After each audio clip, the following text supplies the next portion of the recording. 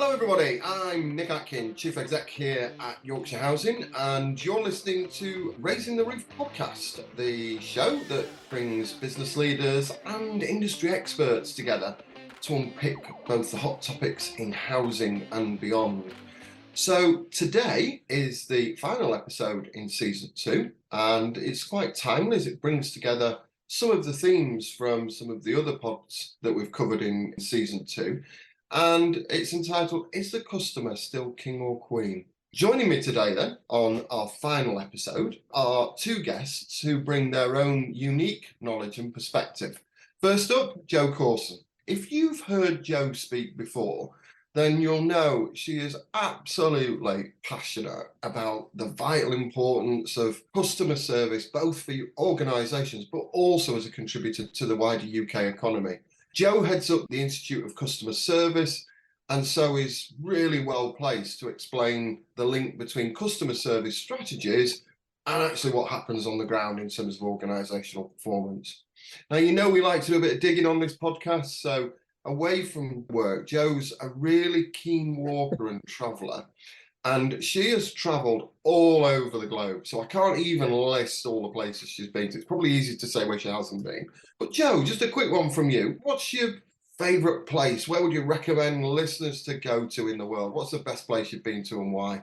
Well, first and foremost, Nick, thank you so much for that warm welcome and thank you for allowing me to be on your prestigious podcast. Gosh, how many different places. I have just come back from Japan, interestingly, and that was very interesting from a service perspective, actually, in terms of the focus that they put on that. Beautifully clean country, very well organized. Japan, definitely very beautiful. And also the other place I would always recommend is South America. Very vibrant, very lively, lots of different traditions, as well as a beautiful country. God, Nick, there's so much of the world, isn't there? It's such a beautiful, beautiful place. There is, Jo, but I'm shocked that you didn't say Yorkshire, but I can let you off on this occasion for that one. And of Goes course, without saying, Nick. Goes without saying. and of course, Japan is the place I believe in the world where tipping is seen as an insult. So that really appeals to my Yorkshire roots. It means that I'm actually just paying for what's on the bill, so even better. So also today, I'm absolutely delighted to say we're joined by Richard Beevers. Richard is the Director of Customer Plus, and they work with organisations, again, to help them understand how improving customer experience creates a happier, more efficient working environment, but also, again, playing to my Yorkshire roots, improves the bottom financial line. So what's not to like about that? Happy customers, happy colleagues, and more money in the bank. So works for me. Richard has got bags of experience. He's run and advised and transformed a whole range of businesses, such as Ford, the TUC, and the Ministry of Defence. But he's also a keen rugby player, and he is a Guinness World Record holder for playing in the longest ever rugby match at 31 and a half hours. So there's our guest. So let's get into the issues, and let's have first of all a quick sort of look back to that memory of, do you remember something called COVID and lockdowns? Well, really, I think the impact of COVID is still washing through in terms of our lives, both in terms of work, but also what's happening around us in our home lives. And there was a time, I think, when all of us thought that the whole lockdown experience would transform the service offer and make businesses appreciate their customers more. But I suppose, my experience certainly over the last sort of few months has been that probably the opposite has happened. And so really, I want to kick off by asking you both, is customer service getting worse? And if so, what's your take on why that might be? So let me come to you first, Richard. I'm not sure it's getting notably worse, but I don't think it's improving. I think it's bumping along. And the reasons for that, I think that it's back to this equation that you spoke about earlier about happy people, happy customers, happy performance, which is a great simplification. A lot of companies don't really look after their people terribly well, and I don't think they particularly get the culture of customer service. So I don't think it's really getting worse, but I don't think they're making any step improvements. I think the organisations that recognise the power of that equation we spoke about, kind of on it, really getting pretty good at it. And I think there's a whole a whole bunch of companies that really don't get it. So I think we're kind of polarizing, really. There's companies that are really good at the customer culture driving forward, and inevitably the others are going backwards. So I think this leads to an inconsistency. In a day or in a week, you can get some fabulous service and you can get some dreadful service. So I think it is bumping along, and it's really down to leadership and culture. Those with strong leaders who get this, make it happen. Others who think, well, rather expensive, this investment in great service, isn't it? And they don't get the business case. So I think to summarise, it's just bumping along. Yeah, I think that's a great summary, really, of certainly my own personal experience. Interestingly, in terms of what you said as well about leadership, I was out clothes shopping, which is a rare event because I do like just doing it all on the internet. And I walked into a shop that I wouldn't normally walk into, so it was a sole trader. And the reason I walked in, interestingly, was because he had two bulldogs sat in the entrance, and I thought, how cute that is, how different that is. Walked in, fantastic personalised service. Didn't try to sell me stuff, tell me stuff that didn't suit me, and also sort of, reassured me when I was perhaps in two minds in terms of where the stuff did. And I came out and I just thought that was amazing. That was really different. But actually, when I unpacked it, I actually thought, well, that should just be the basics, really, of what a good service offer is. So, yeah, I absolutely get what you say, Richard. That great phrase about bumping along. Jo, what about you? What are you seeing? Do you think things have got better, worse, stayed around the same? I would agree with, not surprisingly, much of what Richard has said, but just a couple of thoughts maybe to add to. I don't want to build on this point about polarization. In my time in work, I've never seen quite such a polarized situation.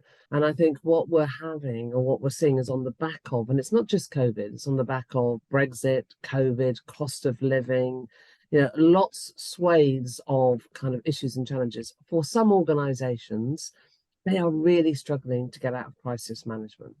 And as a consequence of that, it feels not effective often in terms of dealing with that. And we are definitely seeing polarization.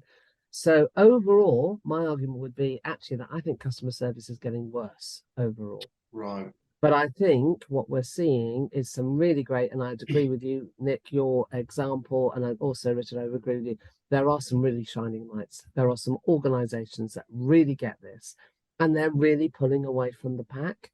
Yeah. But there are an awful lot of organizations that still have a lot to do. And that's not, attacking them. I think it's the reality of where we are in terms of society. But it does bother me, that particular issue. We have got to get on top of short-termism, because we know that where organizations, all my research you said about this, about the ROI, Nick, all my research shows organizations that focus on customer experience over the longer term, where they have above average customer satisfaction, they will have much better financial returns, much better higher levels of productivity, much greater loyalty. So that link between employee engagement. So I think we're at a really important inflection point, and we need to move ourselves from being very short term as a country to really thinking how we can power through and using the service agenda. We have something called the Service Nation, using the service agenda as a way of getting ourselves through this bumpy road, which is where we are at the moment. Can I ask a bit of a follow-up there, Jo, to you? Because I think my other reflection is that customers also seem to be getting more intolerant and angrier, and some of the things I hear and see I find really quite shocking. Yeah. And increasingly we're hearing of examples where they're even taking out their frustrations on the people who are there to actually try and help them. Now, I know your organisation, the CSI, have launched the Service with Respect campaign. Just give us a little bit more info on that one. And you're absolutely right. So just very quickly, we launched the campaign actually halfway through COVID, because what we were seeing was a rise in hostility and abusive behaviour of customers across a whole range of different industry sectors. So we weren't just seeing this in retail or hospitality, we were seeing it in the guys that work in contact centres, the guys that dig up the roads, utilities, across the whole piece. And there were three parts to the campaign, the Service with Respect campaign. One was about trying to get you and I as consumers to maybe pause and think before we, jump, or become too aggressive too quickly, or become aggressive full stop. Secondly, to get organisations to take this seriously, Nick, and to train their people, but also report it and have a zero tolerance towards it. And then finally, for a change in the law that recognises, this as a standalone offence. Now, where we've got to since last June is I'm pleased to say that actually the law has changed. So now abusive behaviour towards anyone in a public-facing role or a customer-facing role can be and would be treated as an aggravated offence. And what that means is that you could have a judicial sentence attached to that.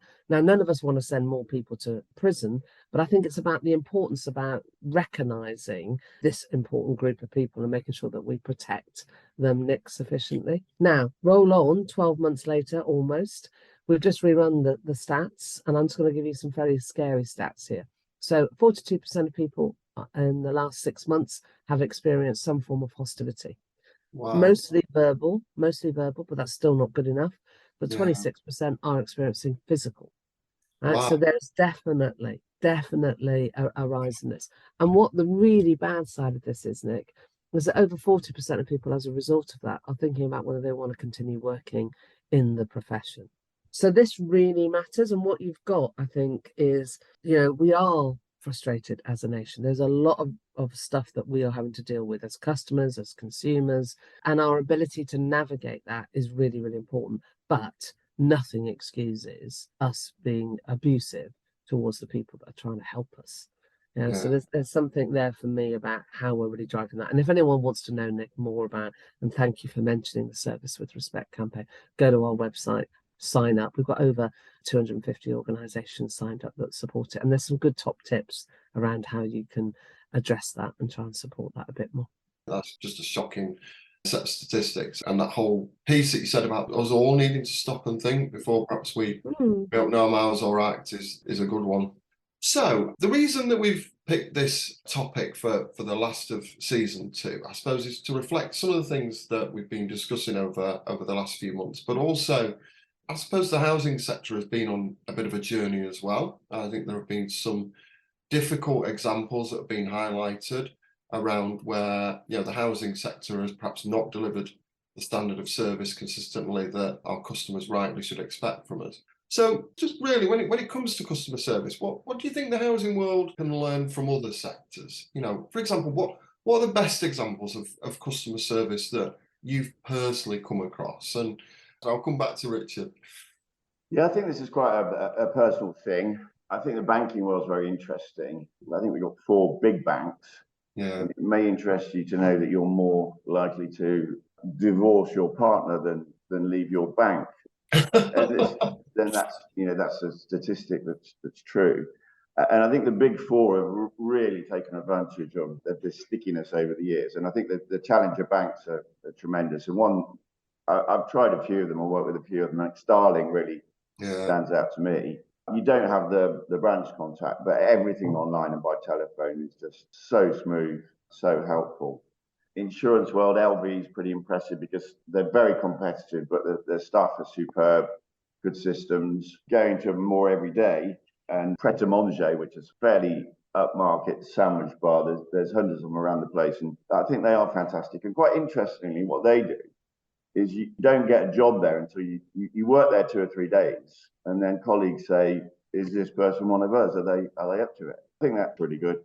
My own solicitor, you mentioned this small business up in Manchester, and I think if you're a small business, it's easier because you've got you are the culture, you're delivering the culture. It's so easy to see everybody, but solicitors get a bad rap, and I just like my solicitor because this model I would sort of introduce to you, it's a function of what you do and how you do it. And I've never known anyone who bought a house and had it repossessed because the solicitor messed up. But there are very, very few people who are happy with their solicitor. Why is that? Because they don't get back to you. You're chasing them up. The fees aren't well explained. So there's kind of this what and how model. And I think my solicitor is a medium size of about 50 people, but they're really, really good at it. It's only what they do, being good legal solicitors, but they are really, really good on the service side of getting back to you, explaining things, being transparent. So there's a few. And any overriding theme, Richard, from those that you've seen that you think housing could apply more effectively? I think Starling definitely systems and processes, because most housing organisations are now at scale, and I think they've got a lot of catching up to do on tech. I have a sort of knowledge of the housing management systems, and they're pretty shocking, really. And those sort of the classic, probably a bit like banking, big four or big five. They're all pretty poor. So I think reinventing the automation of social housing is a massive lesson. So that's got to be done. I think we've got to link back to what we said earlier about the sort of this abuse issue, because one of the things that worries me a little bit about that is that sometimes people are really wound up by poor service. And I think there's a really slow answering, often really slow answer time on the phone. Your house is not, it's not like a sandwich. It's extremely important to you. People are going to get extremely emotional about it. And I think sometimes we can drive people to difficult situations. And I just really like to think that people on the front line in the housing world are really well trained in handling stress. I do quite a lot of work with social housing organisations on dealing with tricky situations on the front line. That's important, that we not only prevent stress by having great systems, but also if stress comes, we show empathy and we can diffuse it. Because it's usually not personal. It is, this violence thing, obviously we can't have truck with that, but we just have to be cautious that we don't confuse stress and overreaction with abuse. Yeah, absolutely. What about for yourself, Jo? So same sort of thing. What are the leading lights for you in terms of delivery of customer service? Yeah, absolutely. And I will answer that. But I do agree, Richard, about de-escalation. Yeah. And also there is a responsibility. We talked about how service got worse. There is a responsibility for organisations to deliver against their service promise. I think the line is when people become really abusive. But I think that the reality is you need to de-escalate some of those issues and actually deliver on your promises. So who's good? Who's good at delivering on their promises? So we do the UK Customer Satisfaction Index every year, twice a year, actually, that will track that. What I find interesting is that if I look at the consistency, there are a number of organisations that are consistently up there. Retail always does well. There are some really good examples of retail. And what can you learn from that? It's very fast-paced, very responsive, good mix of digital and human intervention, really understanding where to add value through the human intervention. I mean, we haven't really got onto AI, but I mean, obviously, clearly, I don't get any conversation at the moment without talking about AI. I think it's probably the hottest topic in time. But, how we deploy tech, how we deploy things like AI. And one plea I do have is to get people to move away from the idea that AI will remove jobs. Yes, it will. But actually, it removes processing jobs, which should enable those of us in customer service to be able to do even better jobs, because it should run alongside and really enhance what we're brilliant at. So organisations that do things well, First Direct are always up there. As an organisation. So again, back to the banking, Starling, I'd agree, really interesting organisation. Some traditionals too, and brands that are reinventing itself. Marks and Spencer's gone through a bit of a revival in terms of, but what are they doing? They're really understanding their customer. They're really understanding that blend between digital and human, and they deliver on their promise and they train their staff. You mentioned right at the beginning, Nick, about what it felt like to go in. It was a bit quirky. It was a bit different into that store. It has personality. I think we need to think about that. What's the purpose of our organisations? Really driving that purpose. Purpose-led organisations that are good functionally, but also have strong ethics, care about the consumer, demonstrate that you care about it, are going to be the winners going forward. And I think some of those softer areas are becoming more important in the fight, I guess, for our pound, but also for brand reputation, which is another topic in itself, but really important in terms of how well we're living up against our purposes and doing the right thing.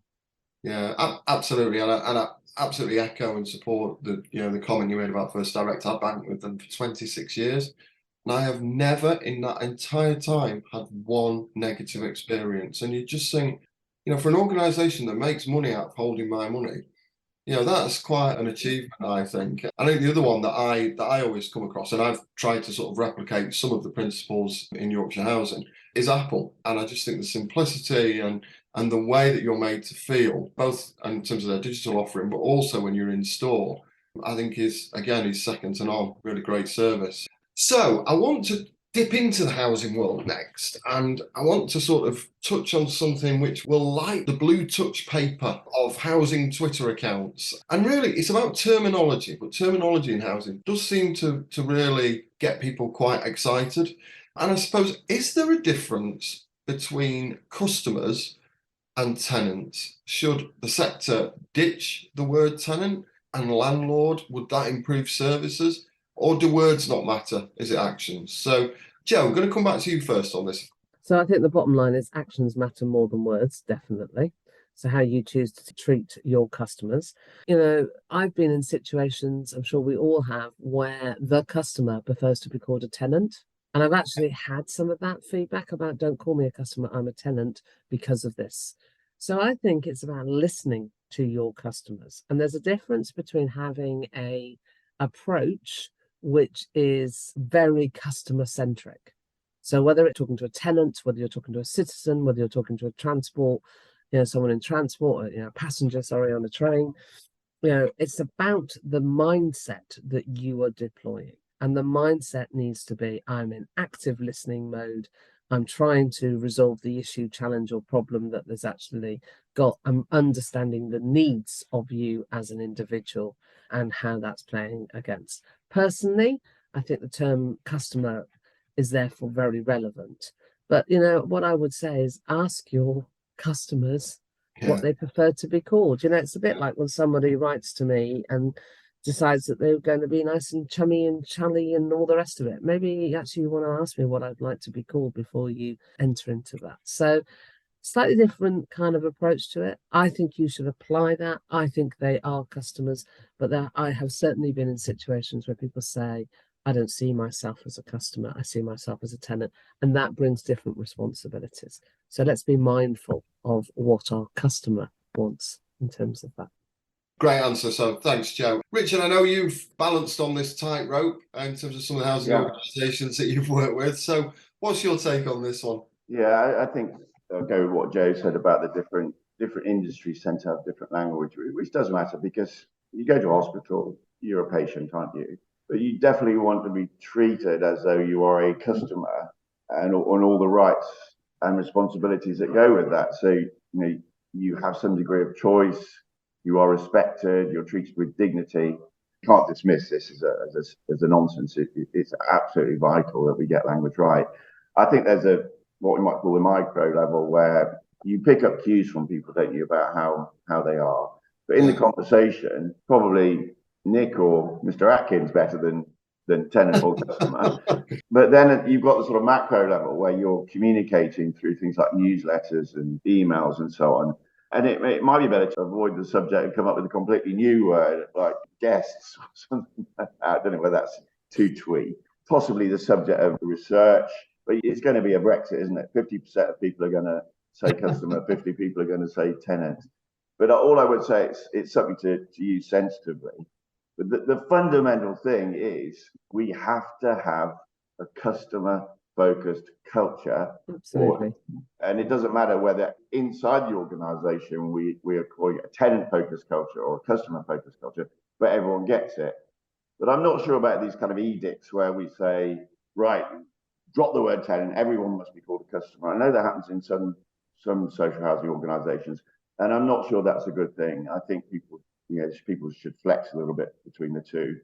But ultimately, people have to be treated as customers. And one of the interesting things is, and going back to my first introduction to social housing in the late 90s, the word that was really missing from people's lives, and this was before decent homes, and when actually it was a struggle to fill a lot of primarily council housing slots at that time. Yeah. The thing that people wanted most was dignity. Treating people with dignity is the most important thing, and maybe the language you use. As long as you're behaving with dignity, then it becomes less relevant.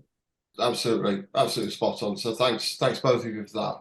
I'm going to move us across to our last sort of subject area, which is around the balance between in-person and digital. So in housing terms, we still operate a very traditional service that, if I'm being honest, if you speak to our customers, that it doesn't recognise that for many of them, we're just a hygiene factor. In other words, they just want us to do something when they need us to do it and get out of the way the rest of the time. So I'm just interested, really, what do you see as being the role for technology in improving customer service, and also any pitfalls that we need to be wary of? Jo, I'll come to you if I can on this one. Absolutely. So very, very easy to say, very difficult to get right, Nick. So that's the first bit. I think we're talking about a blended approach. So I will never see a future where the human being is not going to be important as part of the service experience. So let's just get that up front. But I think, and it's moving so fast, isn't it? I mean, it seems like eternity since ChatGPT came out in November. Think about the speed that we're actually seeing in terms of deployment. So I think it is blended. It's about understanding your customer journey. It's understanding your customer and understanding which bits. Actually, I would much rather have an automated, as long as it works, and it's got to work, and which bits actually I need a human intervention over. And then secondly, what I would say about that is as AI develops, some of the most interesting bits about AI is not about the removal of human beings from the process. It's about being able to use AI to understand what those big issues and challenges really are. So looking for words, in terms of that conversation, really understanding so that it can start to be more preventative and to use that data. So it's how you use the data that sits behind that in order to be able to improve that customer experience. So I think the future will be a blend. We're going to get some of these things wrong. We're on the eve of many new approaches, but it certainly isn't one size fits all. And I think we need to experiment, fail fast with some of those things and move on in terms of how we develop that. But the human being has an even better job, and the profession has a great future in my mind. Are you worried by AI, or do you see it as something that will complement the customer service offer? Big question. The things that worry me about AI is about the deployment of it, the Yeah. ethical approach to it. Just because we can, should we? Understanding, the mammoth and the beast and what we're unleashing and what we're doing with it, let alone intellectual property rights, all of those things. I think there's some big questions we should be asking ourselves in how we're deploying AI and the purpose of it. In terms of replacing traditional contact centers, no. Future has moved on. I think a lot of organizations have already done that. It's more about trying to use AI to enhance that customer experience, not diminish it. Richard, same question for you, really. What's the role for tech in improving customer services, and any pitfalls we need to be wary of? Well, the potential is absolutely vast here, and I sort of refer back to my previous answer that the housing industry is not being served by these sort of big 4 or 5 legacy systems. Yeah. I won't name them to embarrass them, but I think we all know who they are. And I don't think they've been very customer focused. I think the housing organisations it's been a big barrier to service actually. But I think what is happening is there's a new breed of software capability coming along, some big CRM applications which are really making agility possible.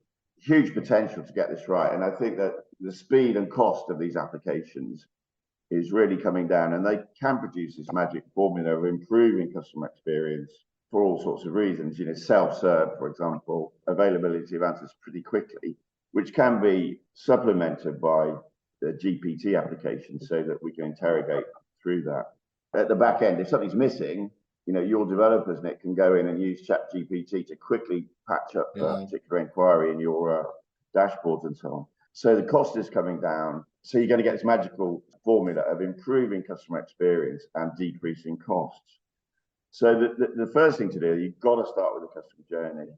And too often people see tech as a panacea. They're maybe impressed by a sales presentation. And of course, the reality isn't like that. It's usually a lot of pain in transforming digital processes. It's a huge potential. But I think the way to go is to start with the customer journey, then develop the business process, and then apply technology. Definitely agility. Instead of using a monolithic housing management system for everything, you might use half a dozen applications. And I'd say I'm avoiding naming brand names. There's some really good ones out there which include a GPT function and kind of can this Prince 2 waterfall project. Be agile, as Jo said, be prepared to fail fast. But you've also got to stick with it. You've got to have the C-suite approval of all these things, but it really is a change in mindset. So just employ some really, really good tech people let them get on with it, with the, start with the customer journey, then improve business processes, then add your tech on at the end. But go for small agile systems, not the monolithic systems. How long has Homo sapiens been on Earth? Intelligent man/woman. Oh, that's a good question. 4,000 years, I'll take it. Yeah, well, 300,000 years. So if wow. we let's make that into a 24-hour clock. So this time yesterday was 300,000 years ago. When was the Industrial Revolution on my clock? Well, it was in the last, within the last 5-10 minutes. When was the internet? A few seconds ago. So what you just got to be aware of is that people with certain human givens, they like connection, they like some kind of status, they like to believe they have a place in the world and they make a contribution to the world. And what you have to avoid with this tech is this idea of dehumanizing people. Yeah. So that's where everybody, but just let's also remember that, I don't know what the number is, 15-20% of people are just not going to get it because they were born well before Google. It's just foreign to them. Tech must not take away humanity, and it is important to have a blend.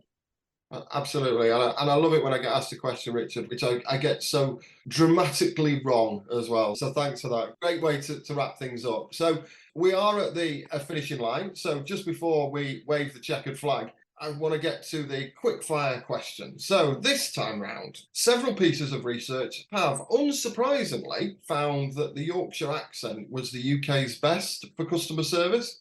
So in one word, what do you think, Richard, is the most important aspect of customer service? Well, I'm a fellow Yorkshireman, Nick, so I've got some skin in this game. I think we have to go back from delivering service on the front line, and we have to go up in the organisation or down into the organisation, and it has to be culture.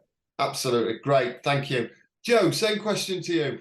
Integrity and doing the right thing. Fantastic. Thank you. I love the way both of you completely and utterly didn't follow the rules of the question. Great way to end things. So let me summarize some of the key takeaways that I've got from this. I think generally there's a view that customer service has got worse, but there are some real notable exceptions. Those shocking stats, Jo, that you shared around the fact that your surveys highlighted how 75% of people in customer service roles have experienced some form of verbal abuse, and even worse, 25% have experienced some element of physical abuse. So that whole thing about us all needing to stop and think and treat people with dignity, really, really key that we all probably go away from this and remember that. Also, the need for us to reflect on what the ingredients are that make us feel valued as a customer in our day-to-day lives. And also the point that you both made around the fact that tech is an enabler, it's not the panacea. And we are humans, and we've been around, as Richard has reminded me, for 300,000 years rather than the 4,000 that I incorrectly guessed at. And the final one, which I absolutely love, is that you're more likely to divorce your partner than leave your bank. Well, I think that's a great last takeaway. So have a look at those banking switches, all of you. But for now, it's time to close the door on not only this episode, but also season 2. A massive thank you to Jo and Richard for what has been a fab way to wrap up season 2. Also to all our guests who've helped to make season 2 a huge success. So much so that I'm absolutely delighted and chuffed and so proud that we're now in the top 25% of all podcast downloads. So an equally huge thank you to all of you for listening and tuning in. In breaking news, it doesn't stop here. We're coming back even bigger and better later this year with season 3. Please remember all of our previous episodes from both season 2 and also season 1 are available via your usual podcast providers. And don't forget to hit that follow button to make sure you don't miss a thing. Thanks again. See you all again real soon.